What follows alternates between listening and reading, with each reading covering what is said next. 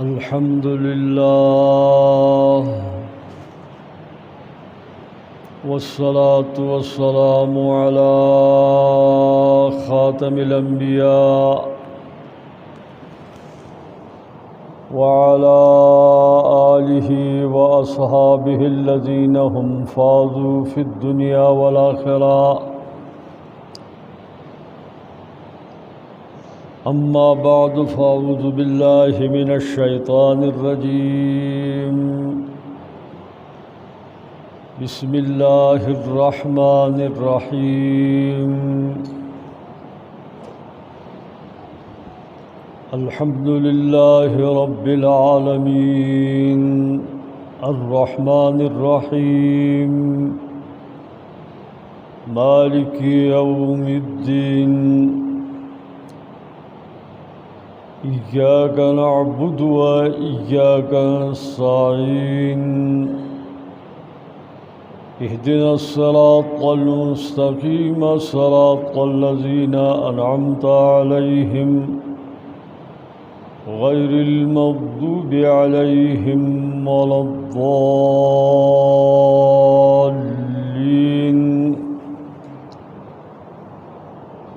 وقال الله تبارك وتعالى وإلهكم إله واحد لا إله إلا هو الرحمن الرحيم. میرے انتہائی قابل قدر بزرگوں،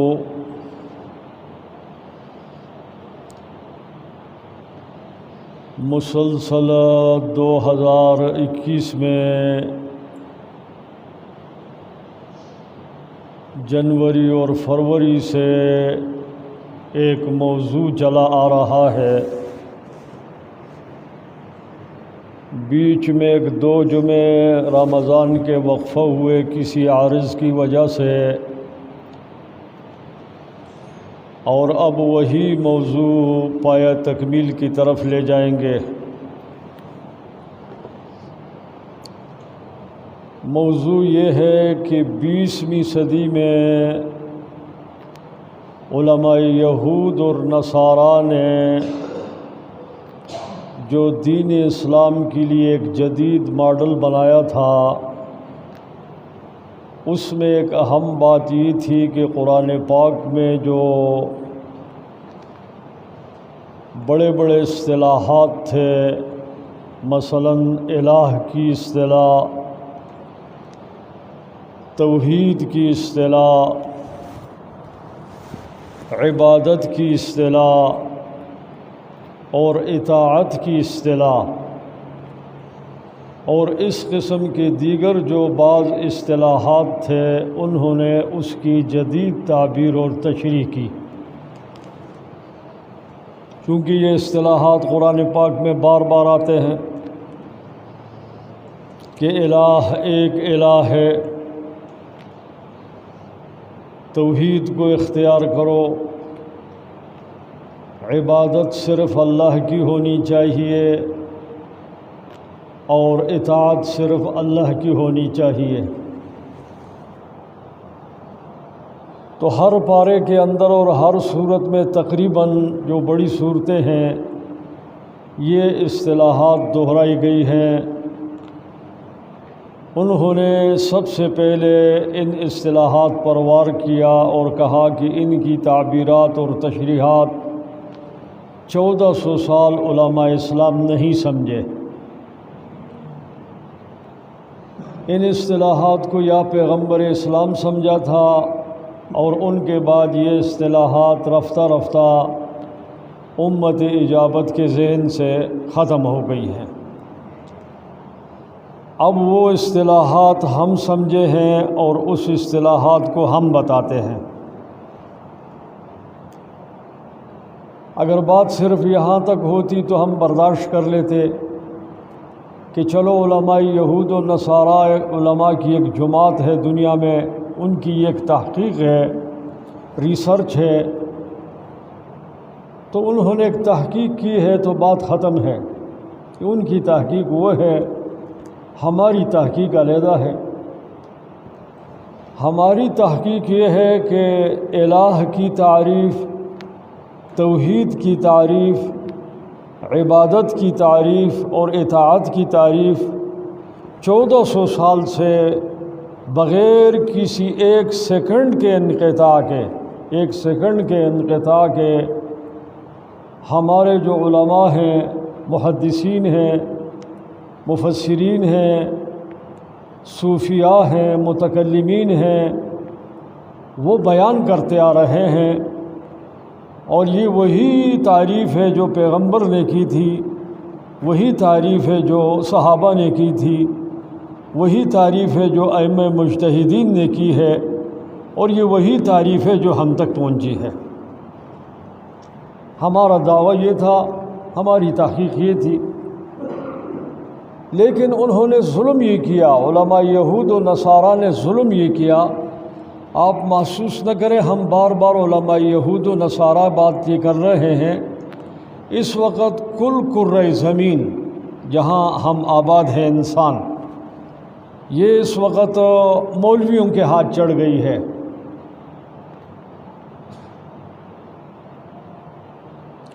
کسی دور میں یہ غیر مولویوں کے ہاتھ میں تھی، مثلا دنیا کے اوباش قسم کے لوگ تھے، فرعون قسم کے لوگ تھے، نمرود قسم کے لوگ تھے، ایسے لوگ تھے جن کے ہاتھ پہ دنیا اپنے تاریخ میں تاریخی ادوار کے اندر چڑھتی رہی ہے۔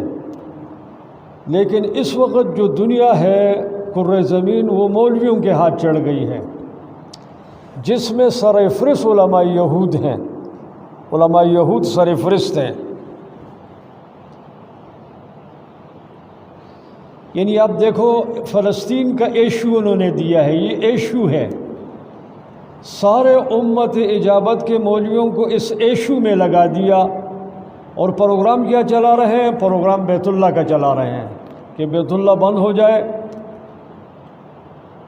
80 عدد کمانڈوز نوجوان غیر شادی شدہ لڑکیاں، حرم کا نظام ان کے حوالے کیا جائے، اور بیت اللہ سے باہر چوکوں پر کمانڈوز لڑکیاں کھڑی کی جائیں۔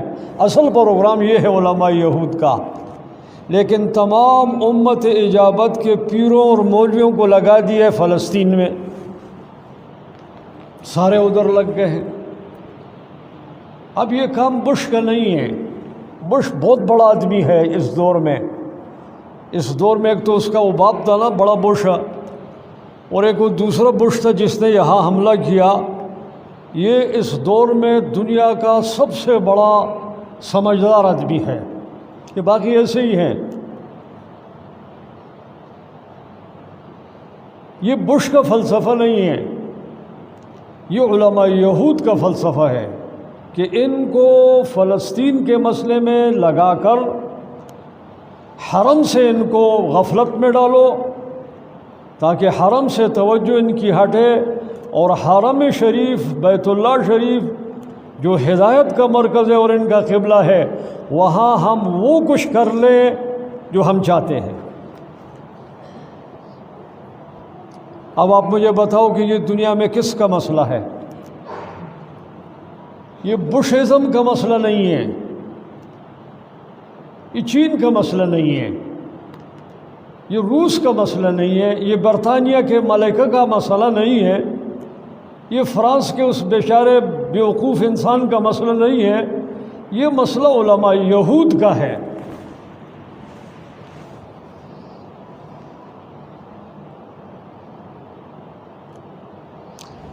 حالانکہ جب برطانیہ نے 100 سال پہلے تقسیم کیا دنیا کو، برطانیہ نے 100 سال پہلے دنیا کو جب تقسیم کیا، ہمارا یہ ملک بھی برطانیہ نے تقسیم کیا۔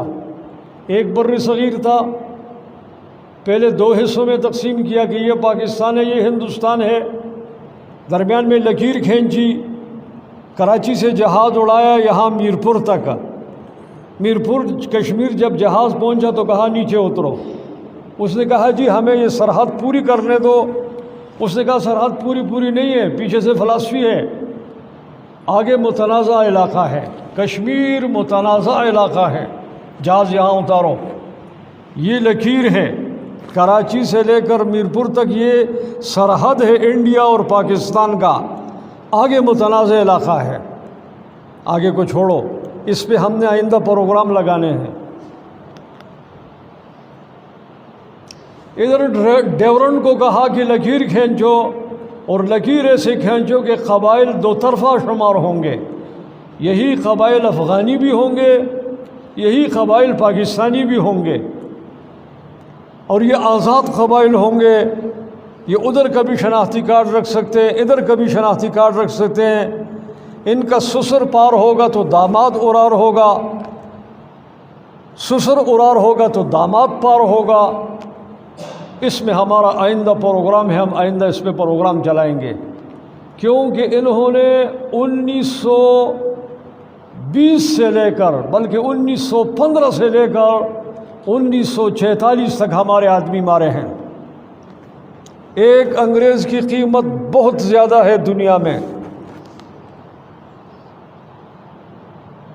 ساری دنیا مر جائے ہمیں کوئی پرواہ نہیں، ایک انگریز فوجی مرے ہمارے سر میں درد ہوتا ہے۔ ایک تو ہمارا اس پہ خرچہ آتا ہے، دوسرا وہ قیمتی ہے۔ انہوں نے ہمارے آدمی مارے ہیں۔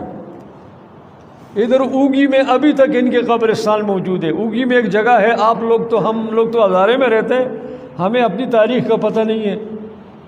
اس پہ ایک مثال بیان کر دیتا ہوں۔ اس دور میں یعنی 1915 سے لے کر 1946 تک اس خطے میں فرنگیوں کے خلاف اور سکھوں کے خلاف جو آدمی لڑ رہا تھا، جو کمان کر رہا تھا، اس کی خبر حویلیہ میں ہے۔ آج تک ہم ہزارے والوں کو پتہ نہیں، ٹباد والوں کو پتہ نہیں، حویلیہ والوں کو پتہ نہیں ہے کہ یار اس شخص کی خبر یہاں ہے۔ ساری زندگی اس نے شادی نہیں کی،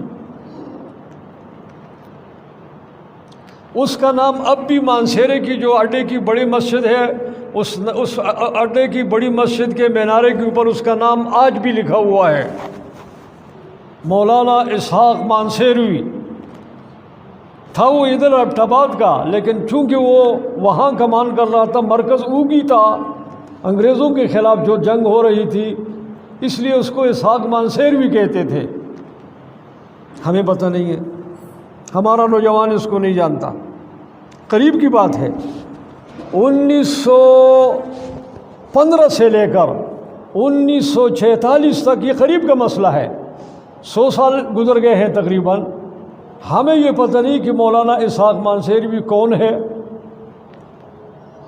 اس کی کارکردگی یہاں کیا تھے، ملک کی آزادی کے لیے اس نے کون سی قربانی دی ہے، وہ کتنا بڑا امیر الجہاد تھا اس علاقے میں۔ ہماری تاریخ مورخین، ہمارے بچے سے محروم ہیں۔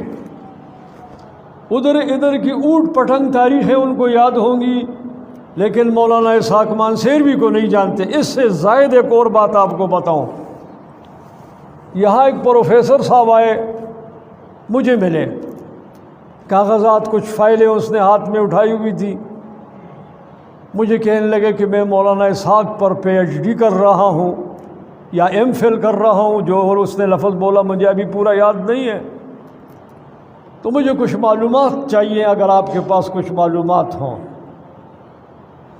یہاں مسجد کے باہر کھڑے کھڑے اس نے یہ بات کہی۔ میں نے اس سے کہا کہ آپ کون سے مولانا اسحاق کی بات کر رہے ہیں؟ اس نے مانسیروی لفظ نہیں بولا، اس نے کہا میں مولانا اسحاق پر کام کر رہا ہوں، PhD یا MPhil کر رہا ہوں، غالباً ہزارہ یونیورسٹی سے، مجھے معلومات چاہیے اگر آپ کے پاس کچھ ہو۔ میں نے کہا کون سے مولانا اسحاق کی بات کرتے ہو؟ وہ جب میں نے کون سا کہا تو وہ پریشان ہو گیا۔ اس نے کہا جی مولانا اسحاق کتنے ہیں؟ میں نے کہا مولانا اسحاق 2 ہیں۔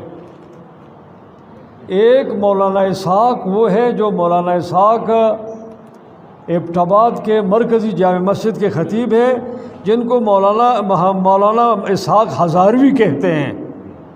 وہ حضرت شیخ الہند کے شاگردوں میں نہیں ہیں، وہ حضرت مولانا حسین احمد کے شاگردوں میں سے ہیں۔ مولانا شیخ الہند کے شاگرد حسین احمد ہیں، حسین احمد کے شاگرد اسحاق ہزاروی ہے، لودھی ہے قبیلے کا۔ ایک تو یہ ہے، میں نے کہا اور ایک مولانا اسحاق مانسیروی ہے، میں نے کہا جو ہیں تو اس سپٹ آباد کے، اور قبر ان کی وہاں حویلیہ میں ہے، وہ شیخ الہند کے شاگرد ہیں۔ اس نے کہا یہ تو میری سارے فائلیں خراب ہو گئی۔ میں تو اب تک لگا رہا اور میں خود پریشان تھا کہ بھئی یہ حالات مجھے مختلف مل رہے ہیں۔ کہتے مجھے تو ابھی تک یہ بھی پتہ نہیں ہے کہ اسحاق مانسیروی کون ہے اور اسحاق ہزاروی کون سے۔ یہ ہماری حالت ہے تاریخ کی۔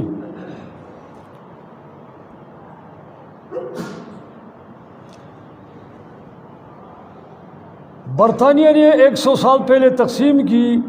برطانیہ، ملکہ برطانیہ نے اپنے جرنل کو، جیسے ڈورن کو کہا کہ یہاں لکیر کھینچو، دوسرے کو کہا کہ وہاں لکیر کھینچو، اس طرح اس نے ایک جرنل کو کہا کہ یہودی در بدر ہے، ان یہودیوں کو بھی جگہ دو، ان کو جگہ چاہیے، کوئی زمین کا خود خطہ ان کو دے دو، جو یہ چاہتے ہیں ان کو ملنا چاہیے۔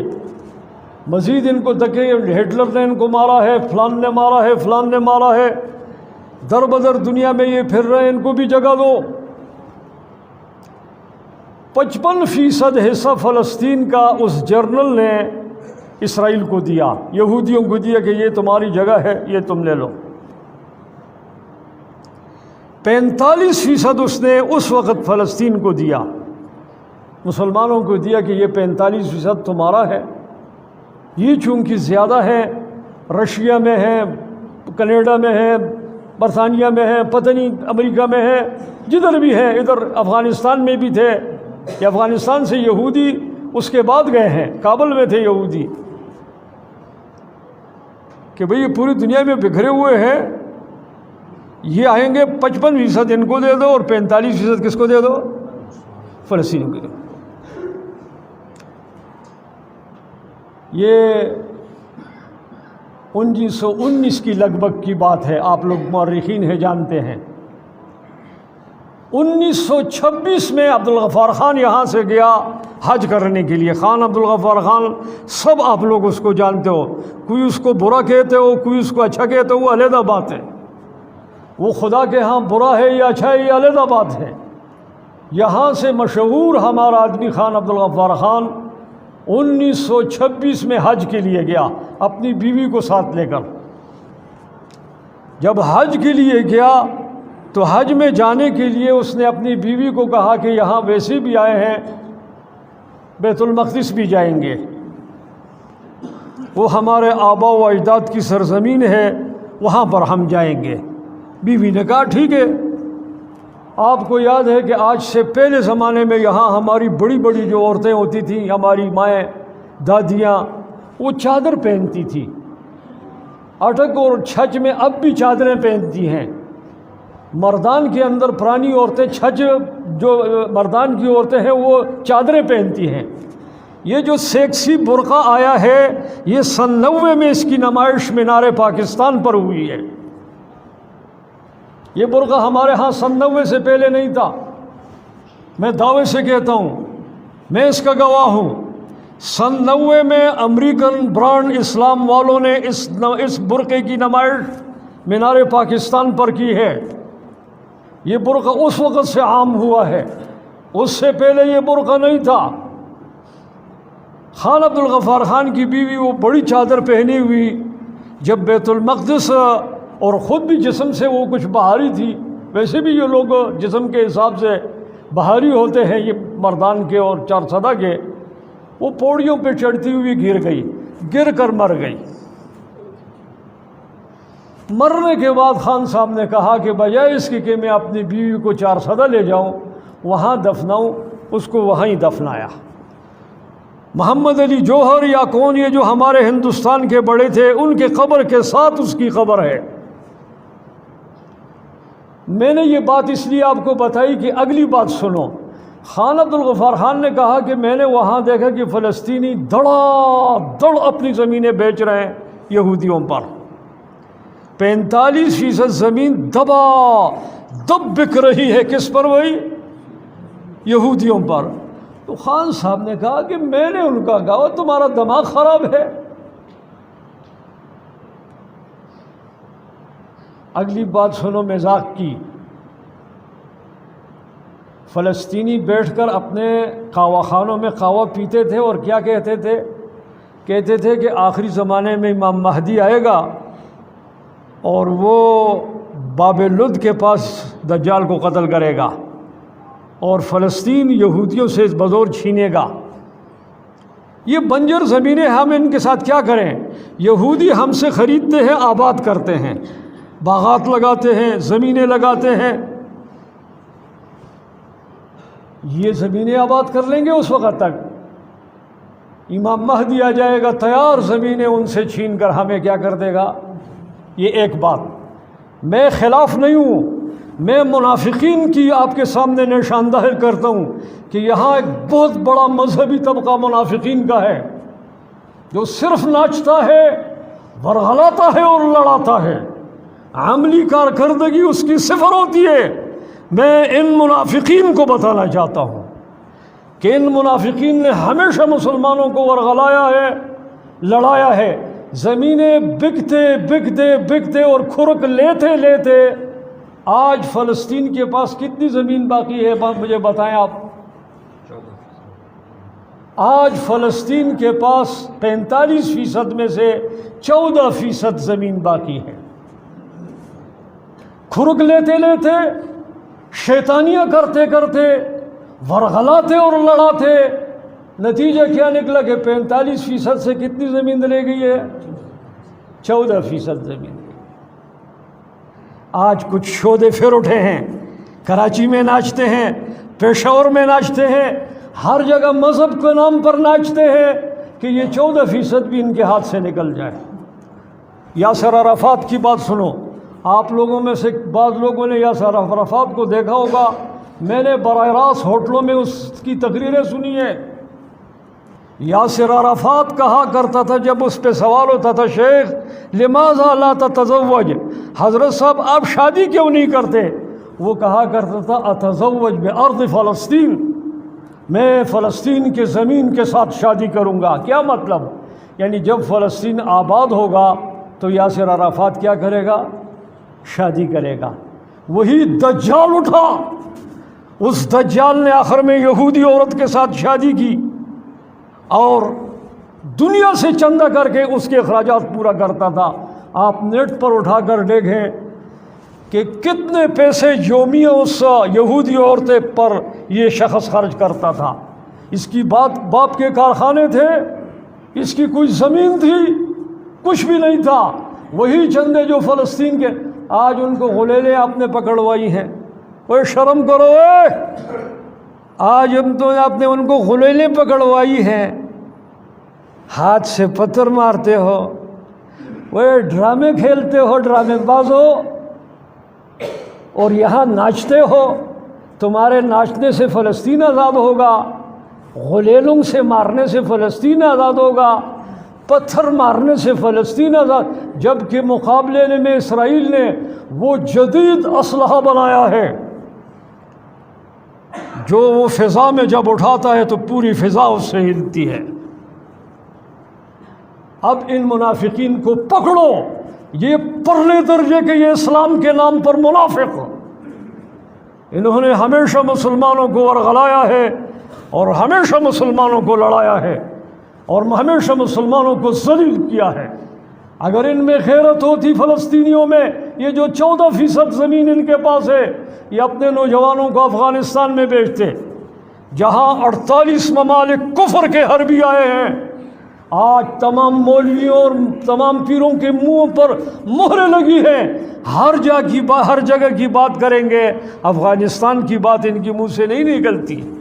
یہ پرلے درجے کے چرلٹ منافق، یہ یہودیوں کی جنگ، یہ نصارا کی جنگ۔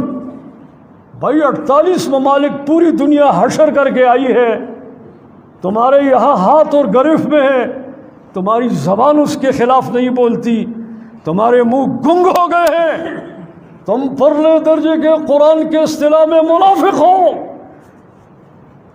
تمہیں حیا اور شرم آنی چاہیے۔ تم افغانستان کے بارے میں کیوں منہ بند کیے ہوئے ہو؟ ان کو چاہیے تھا کہ اپنے نوجوانوں کو یہاں بیچتے، وہ یہاں ٹریننگ کرتے، اور ترکیہ کو چاہیے تھا کہ جو اسلحہ اس نے بنایا ہے یہ اسلحہ کل جب وہ بالکل مفت انداز میں یہود کے ہاتھ میں دے گا بطور گفٹ کے، یہی اسلحہ ان اپنے ساتھیوں کو جو یہاں ٹریننگ کر کے جا رہے ہوں ان کو دیں، اور پھر جنگ ہو یہاں فلسطین پر۔ فلسطین ڈراموں سے آزاد نہیں ہوگا، منافق مولوی اور پیروں کے ورغلانے اور لڑانے سے آزاد نہیں ہوگا، غلیل کے مارنے سے آزاد نہیں ہوگا، ننگی عورت کے تقریر سے جو ہے وہ آزاد نہیں ہوگا۔ پرسوں میں نے ایک یہودی کی بیان سنا، یہودی مولوی نہیں ہے، بالکل پینٹ شرٹ پہنے ہوئے، وہ کہتا ہے 2500 سال پہلے تورات کو لے کر یہاں ہم نے توحید کا علم بلند کیا تھا، لا الہ الا اللہ کی ہم دعوت دیتے تھے، اور تم عرب بت پرست تھے، ہزاروں کی تعداد میں تمہارے ہاں بت تھے، تم بتوں کی پوجا کرتے تھے، کیوں جواب نہیں دیتے؟ ان کو تو جواب دینا چاہیے۔ اور جب کوئی حق بات کرتا ہے تو کہتا ہے جی اے ہو گیا ہے، اے ہو گیا ہے، فلانا ہو گیا ہے، ٹیملا ہو گیا ہے، او گلے تھے، اے گلے، کوئی بات بھی نہیں ہے۔ اپنے اندر غیرت پیدا کیا جائے، اللہ پاک ہمیں توفیق نصیب فرمائے۔ سبحانک اللہم و بحمدک، اشہد ان لا